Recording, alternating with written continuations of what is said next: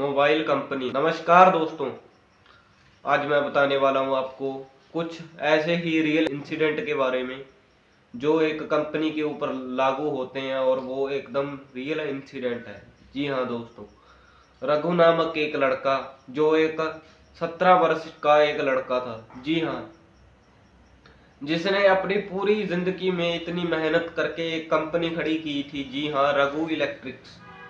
उसकी एक एक मोबाइल की एक बड़ी सी उसने एक कंपनी ओपन की थी।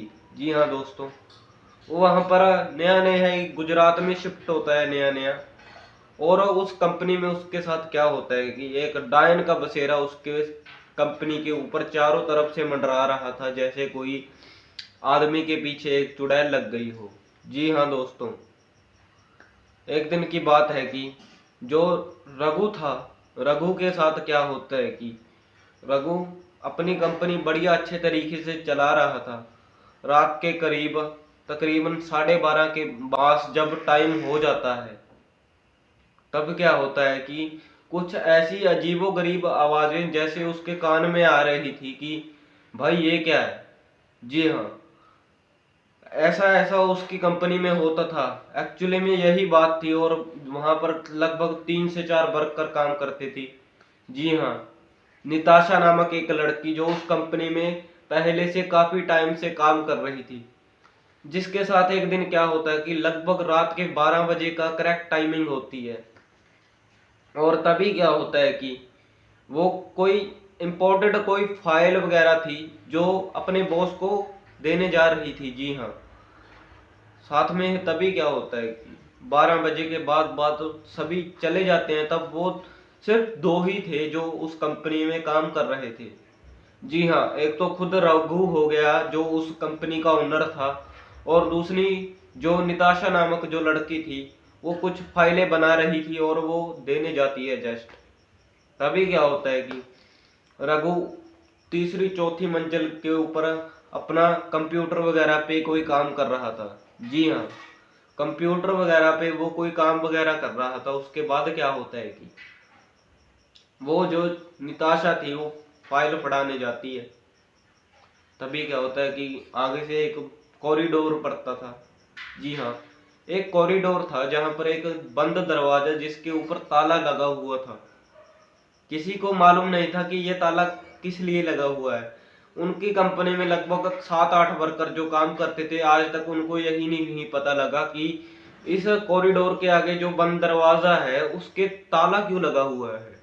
जी हाँ, एक दिन की बात है कि निताशा नाम की तभी क्या होता है कि निताशा नाम की जो लड़की थी, उसके साथ एक दिन एक ऐसा इंसिडेंट होता है जिसको सुनकर आपकी रूह तक कांप जाएगी। जी हाँ दोस्तों, एक दिन की बात है कि वो अपने जब काम वगैरह से जब पूरा अपना काम को फिनिश करके वो जब अपने साइड आकर बैठती है, तो उसको ऐसा लगता है, उसको रियलाइज ऐसा होता है कि उसके साथ में कोई बैठा हुआ है।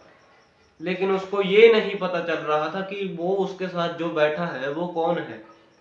जी हाँ, अंजू नामक एक लड़की, जिसको जब उसने जो रघु ने कंपनी अपनी स्टार्ट की थी, तो वो जो कंपनी बना रहे थे, जी हाँ, वहां पे एक अंकल आए थे जिनका नाम था कुलदीप। तो वो एक बुजुर्ग से व्यक्ति थे, काफी साल, बहुत साल हो गए थे उनको उस कंपनी के नजर रखते हुए। तो एक दिन की बात है कि वो रघु के पास आते हैं और उनको कहते हैं कि आप ये जो कंपनी बना रहे हो, अगर आप यहाँ पर कुतंत्र विद्या का जो भी काम वगैरह है वो अपना करवा लो और अपना यहाँ से पूरा भी सेफ और सिक्योर हो जाओ। क्योंकि यहाँ पर एक लड़की को मारा गया है जिसका नाम था अंजू। जी हाँ, अंजू नामक एक लड़की को वहां पर मारा गया। क्यों? क्योंकि वहां पर कुछ लोग थे जो शराब की हालत में उसको मारकर वहां से चले जाते हैं। लेकिन अगले दिन ही तभी क्या होता है कि उसकी जो भी आत्मा वगैरह थी, उनको लोग अपने कब्जे में कर लेते हैं और उनको वहीं पर ही छोड़ देते हैं। लेकिन तभी क्या होता है कि अंजू नामक जो लड़की थी, वह मरने के बाद एक डायन बन चुकी थी और वो जितने भी उनके जो भी दुश्मन वगैरह थे उन सभी को वो मार दिया था उन्होंने। और अब रघु ऐसा ही था। तभी मैंने आपको जो बात बताई कि जो वो फाइल वो बना रही थी निताशा, और वो जो पकड़ाने जा रही थी, तो कॉरिडोर से चिल्लाने की आवाज आती है। जैसे जब उसने देखा कि वहां पर सामने उसने देखा निताशा ने, तो उसकी जैसे भाई उसका दिल पूरा फटने जैसा हो गया। उसकी जैसे पूरी रूह तक उसकी आंद्रे तक उसकी निकल के बाहर आ चुकी थी कि भाई ये क्या है। जी हाँ, एक चुड़ैल जिसका आधा चेहरा जला हुआ और वहां पर वो खड़ी थी, वो जस्ट उसको देखती है। उसके पास जब उसकी आंख निकल के जब उसके सामने से जाती है, तो तभी क्या होता है, एक धुंधला सा परछाया पूरे ही कॉरिडोर के गेट के आगे से निकल चुका था भाई। और रघु क्या था, रघु चिल्लाने की आवाज सुन के वो वहां पर आता है। वो निताशा से पूछता है कि आपके साथ क्या हो चुका है, आप ऐसे चिल्ला क्यों रहे हो। निताशा उसको पूरी बात बताती है। तभी क्या होता है कि रघु इन चीजों पे बिलीव नहीं करता था। वो कहता है वो कुछ नहीं है।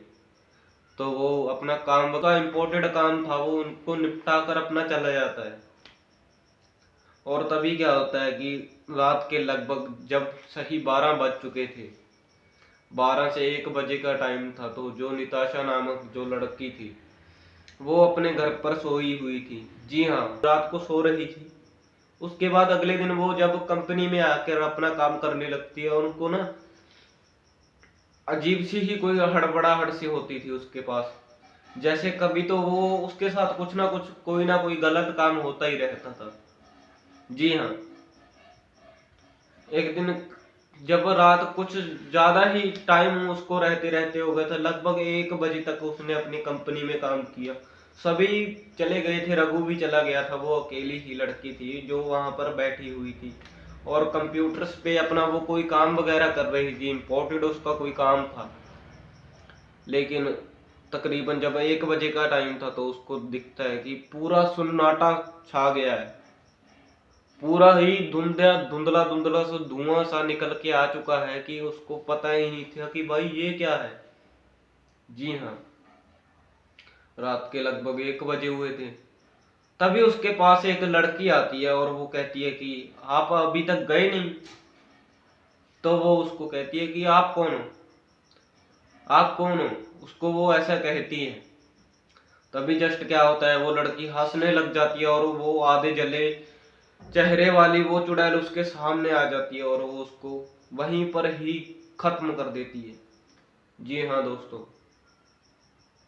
तभी क्या होता है कि वो आधे जले चेहरे वाली जो वो महिला थी, वो उसके हाथ में कोई बड़ी सी कोई चीज थी जिससे वो उसके सर में मारती है, और वो उसका सर फटने के अलावा वो पूरी जल जाती है। निताशा नाम का जो लड़की थी वो पूरी जल चुकी थी और वहीं पर उसकी मृत्यु हो चुकी थी। भाई अगर आपको ये कहानी अगर अच्छी लगी हो, तो हमारे इस हॉरर किंग चैनल को सब्सक्राइब करना मत भूलना। मिलता हूँ आपको किसी नेक्स्ट वीडियो में। जय हिंद, जय हिंद, जय भारत।